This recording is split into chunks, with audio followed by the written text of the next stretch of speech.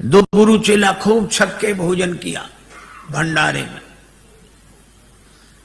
अब तोंद पर हाथ फेरते हुए गुरुजी ने कहा कि बेटा खड़ाऊ कहां रखी है देख, नीचे हम देख नहीं सकते। चेले की भी वही हालत थी, बोले गुरुजी ऊपर तो सब जगह देख ली, अब नीचे हो तो हो। अरे इतना काहे को। एक गुरुजी को आदत थी उनका कोई चरण दबाए तो सो जाते। दबाने वाला सोचे कि ये मना तो कर नहीं रहे, तो ये मना करें तो हम जाएं, तो उसने सोचा ये सो जाएं तो जाएं, पर उनकी आदत थी जैसे कोई जाता तो फिर जाग जाते। तो एक बार क्या हुआ, एक शिष्य चरण दबा रहा था उनका, तो चरण दबाया शिष्य ने तो वो सो गए। तो बड़ी देर हो गई तो शिष्य उठकर चल दिया। जैसे ही चला तो आंख उनकी खुल गई, तो तुरंत बोले हाँ बेटा तुम्हारे घर में और कौन कौन है? तो उसने कहा कि माता पिता और हम लोग 4 भाई। अब ये सुनता कौन, तब तक और सो गए।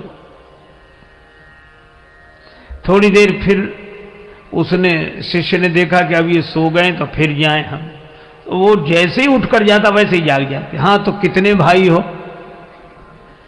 तो उसने फिर कह दिया कि 4, पर वो उत्तर सुनने के पहले ही सो जाते थे। और जैसे उठकर चले तो जाकर फिर पूछते हाँ कितने भाई हो? तो शिष्य उत्तर देते देते थक गया, कब तक कहे कि 4 भाई हैं। जब चौथी बार भी उन्होंने यही पूछा कि हाँ तो कितने भाई हो, सो चेला बोला गुरुजी अब तक तो 4 हैं, सवेरे तक 3 बचेंगे।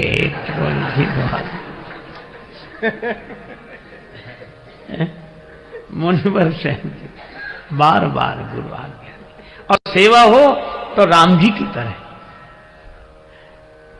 एक गुरु जी के पास ऐसे शिष्य, हे भगवान, नया नया चेला बनकर बैठा। अब गुरु जी छप्पर में बैठे, अंदर बाहर छप्पर, सामने मैदान। तो गुरु जी ने कहा कि बेटा वर्षा होने लगी है और गाय मैदान में बंधी हुई है, उसको बंधन से मुक्त करो ताकि वो भी छाया में आ जाए। शिष्य वहीं बैठे बैठे बोला गुरु जी